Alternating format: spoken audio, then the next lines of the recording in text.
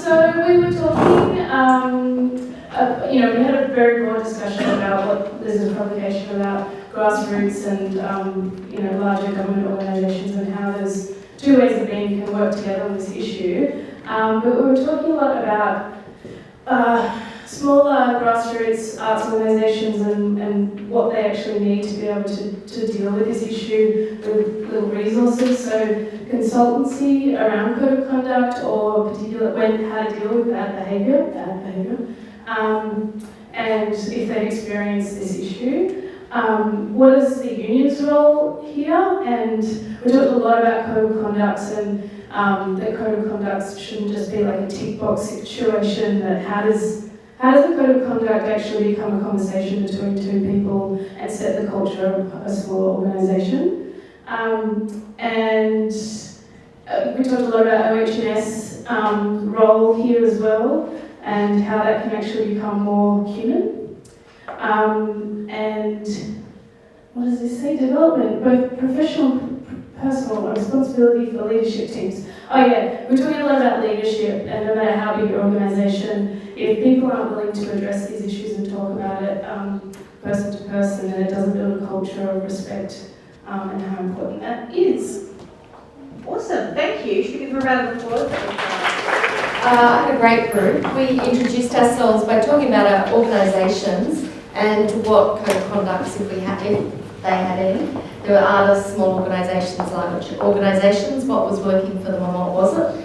So that really set a good tone. We talked about responding to Michael's new initiatives, and we understand those new initiatives and we support them, but it did feel that it becomes additional administration, reporting, it's a harder document.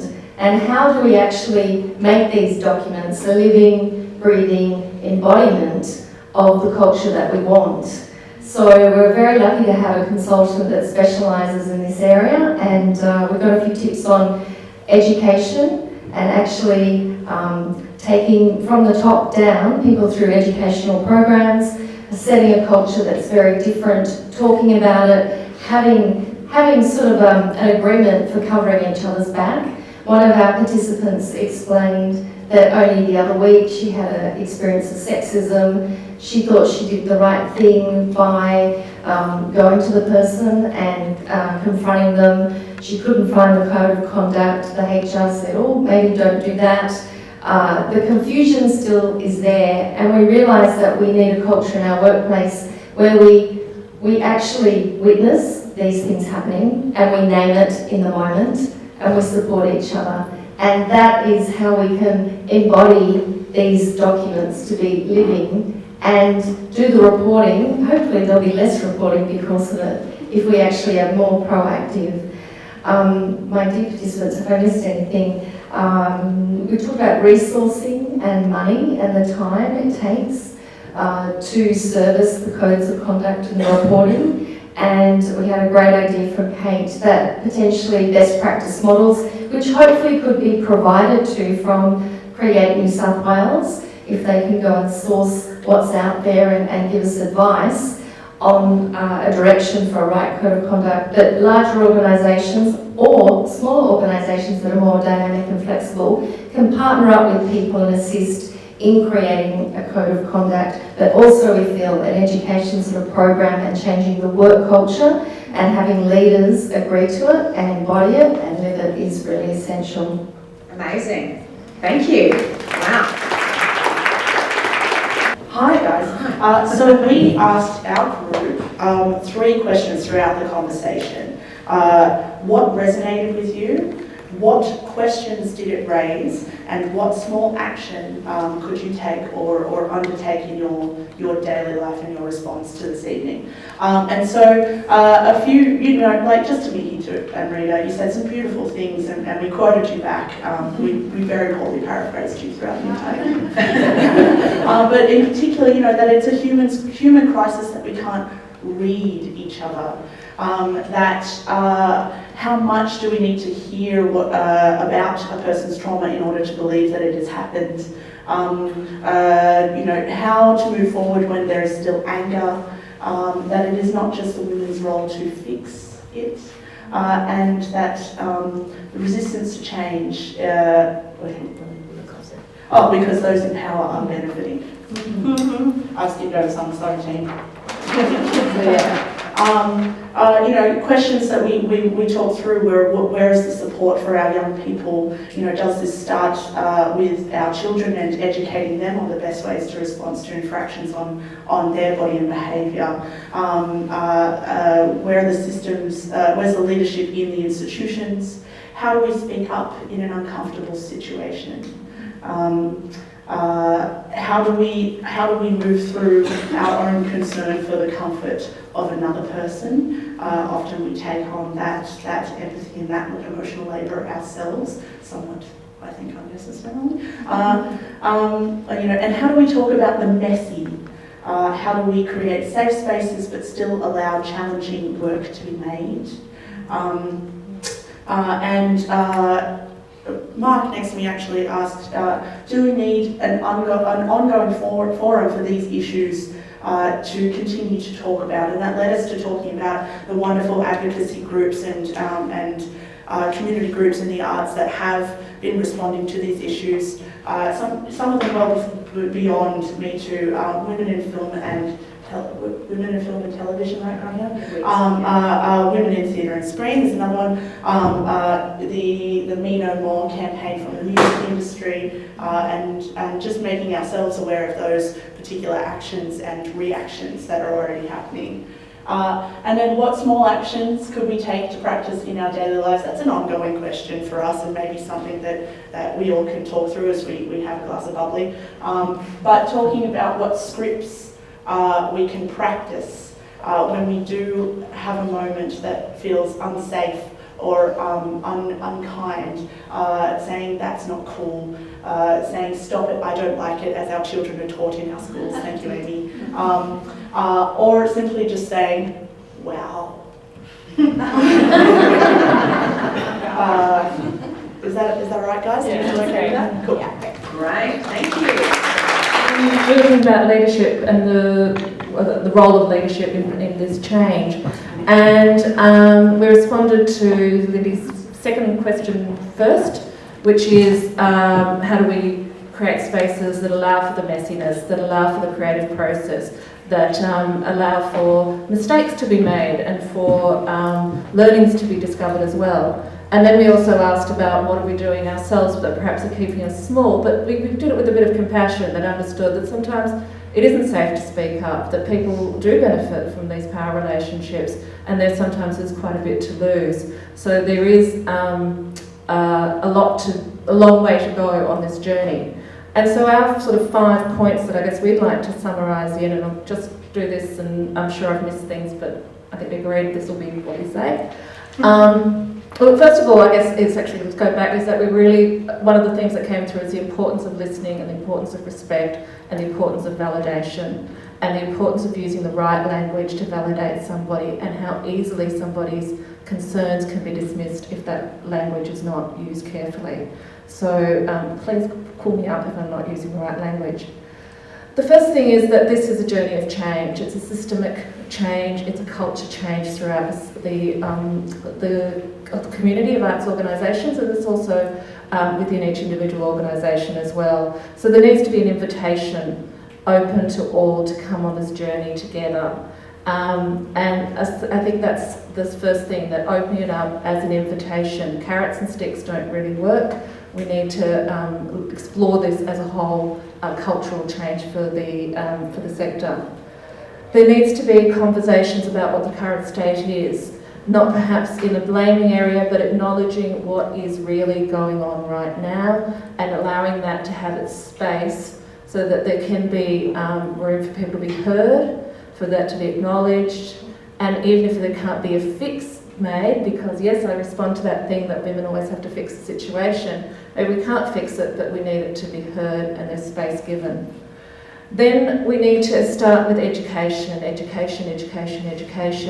asking the question about those assumptions about what people might think is okay is not now okay. So the education needs to be about what's right for this moment now, and how do we check in to ensure that it's still right now. because the excuse that was okay back in the 80s ain't good enough. I grew up in the 80s. And what do we need to do to implement all this? What are the resources and the tools we need? But taking away from, there's this point that how do we do this also within an atmosphere of compassion, self-compassion and compassion for each other, even the perpetrators. And that's going to be incredibly hard to do given the amount of hurt. But I think the first thing is a bit of self-compassion for those moments when we kept ourselves small, for those moments we didn't speak up, for the moments when we saw something going on and didn't say, wow, or we didn't say, that's not right. And just give ourselves the forgiveness first, to then allow maybe some openings for forgiveness for other people who maybe were working from their own place of trauma, etc. Not about excuses, but about understanding and compassion. Because I don't think this journey is going to go very far if we stay locked in the victim, I think, but also I hope the group agrees. If we stay locked in a victim-perpetrator point of view, it's not going to move us forward. We need to open up to something else. Acknowledge that people are benefiting from the power, acknowledging that a lot of us are scared to talk up, acknowledging that there isn't safe spaces to work, there isn't safe spaces to have trusting conversations, but moving forward, that this is a journey we go together and we do it from a place of compassion and a bit of courage as well.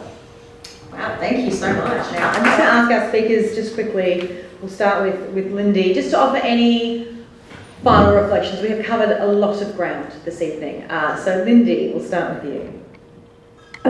Just to reinforce, well, it's fantastic to listen to all these conversations going around, and I think there's a couple of things that I do think we operate, particularly we in the rehearsal room. I know this is a management discussion, but in the certainly artists in the rehearsal room and makers operate in an environment of messiness and chaos and wildness much of the time. A lot of big personalities and relationships and taking risks and sexual chemistry and all of that kind of stuff, which is different to the care and responsibility implicit in. I guess there's this conversation about dealing with discomfort and dealing with that messiness and that comment about making safe spaces to make challenging work still needs to. It's a kind of dichotomy, and how we drive that and don't lose out, because I do think there's a conversation that needs to happen around outside the code of conduct. And into those more messy grey areas. But I also agree that there's a need, and I'm thinking personally myself, how will I change my own behaviours in the future, and what won't I put up with anymore, and when will I, instead of shutting up, opening the conversation and opening that conversation from a place of empathy and compassion and the active iteration of that, which is citizenship and our roles as each of us to create the greater good. Yeah. Thank you. Michael, any final thoughts? Only that, a few things. I thought the other speakers were awesome. It was really good to listen to. Yours was like poetry, like I said. But a couple of key points, I suppose, here clearly, the point about resourcing, and I hear that quite a lot, and it's a really good point. And as an agency, it's probably the onus is on us to try and make things as simple and easy as possible, as small organisations simply don't have the resource. And the point about it's got to be a continuing conversation is absolutely true. And of course it is, but what structured way can you make it a continuing conversation, events like this? And the really brave point about it's an invitation for everyone to engage and talk and from the right place, I think is really, really good. It's about forward facing. Great. Yes, just to touch, there was some really, really great provocations and solutions and offers there, so thank you. I guess I wanted to talk to Lindy's point and broadly speaking, because I know I'm speaking to the sector that isn't necessarily people making, it's people in different roles of power. And I guess the point I wanted to make was around how we're hiring people that will be in the room, rehearsal directors, but also to these kind of conduits between artists, producers, how we're hiring people not solely on their skills and what they may have done before, but how do we judge the scope of emotional intelligence when we're hiring people to be in the room? Because I think... Thank you. Thank you. Because I think, while I do definitely think that there is definitely power and knowledge in time and in doing roles, I think sometimes, and I know that I have definitely taken on producers and sometimes even dancers and work with people because I get a sense of how they can be capable beyond the skills that are on the paper. Right, thank you. I really appreciate that the word compassion is coming up so much. I really deeply believe that the way we begin talking about this and broach a subject that is so personal and painful is through compassion. I really like so many of the things that have come up around codes of conduct being living documents, being documents that actually have a longevity to them that isn't simply box ticking. There's so many interesting things that come up. I think something that I've been reminded of listening to all of these thoughts and all of these speakers is the idea that so often the first path towards solving these problems and towards engaging with them is to have people be seen and to be heard. And that's, I think, so often lost in this process, is it becomes a corporate process, it becomes an HR process. There is no ability to actually engage with being seen and having pain seen and heard and shared and understood. I really think that some of the things that have come up tonight will address that, and I think that's a really good beginning. Yeah. Thank you. Great, thank you, thank you. So my final reflection is one of gratitude to everybody who has joined us here tonight. We wanted to try a different structure for this event. We wanted to see if we could make it interactive, and you've all really given it a go. It could have crashed and burned, and it didn't. So thank you so much for really participating in this. I believe we have some gifts for our speakers. I just really want to thank, and please join me in thanking our speakers this evening, Lindy Hume, Michael Brearley, and Lisa Henry, and Liz Tom. Thank you for your amazing insight. I also really want to thank our facilitators tonight, Kelly Dolly, Bridget Van Leeuwen, Emily Collins, Judith Botel, and Ali Murphy Oak. Please give them a round of applause. We have gifts for you as well. And we also have, and they don't know it, presents for our SAMAG organisers. So please put your hands together. The incredible Rowena Collette, Lizzie Galloway, and Lex Hurst. This could not happen.